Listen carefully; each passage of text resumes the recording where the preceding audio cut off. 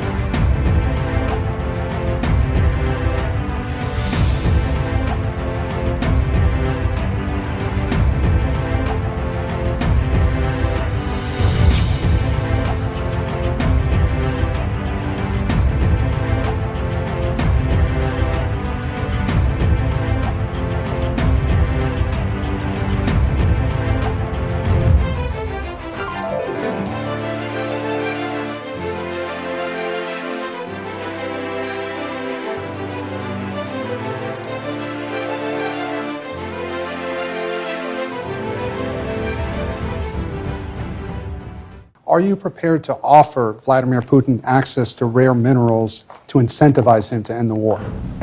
We're going to see what happens with our meeting. We have a big meeting, and it's going to be, I think, very important for Russia, and it's going to be very important for us, and important for us only that we're going to save a lot of lives. Look, last week they lost 7,251 people, mostly soldiers, Russian and Ukrainian soldiers.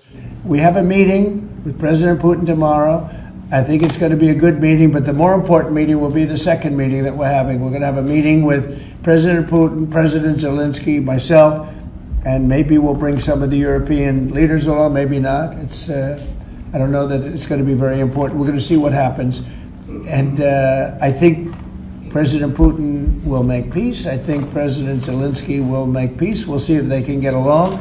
And if they can, it'll be great. You know, I've solved 6 wars in the last 6 months, a little more than 6 months now, and I'm very proud of it. I thought the easiest one would be this one. It's actually the most difficult one. Mr. President, on DC crime. Go ahead, please. Mr. President, thank you. Do you think this summit and the incentives for peace you are putting on the table could end up rewarding Putin for his invasion of Ukraine? And what kind of signal do you think that could potentially send to other aggressors? No, I don't think it's a reward. I think that what we have is a situation that should never have started. Should have never started. It didn't start under me, and for 4 years it wasn't even discussed.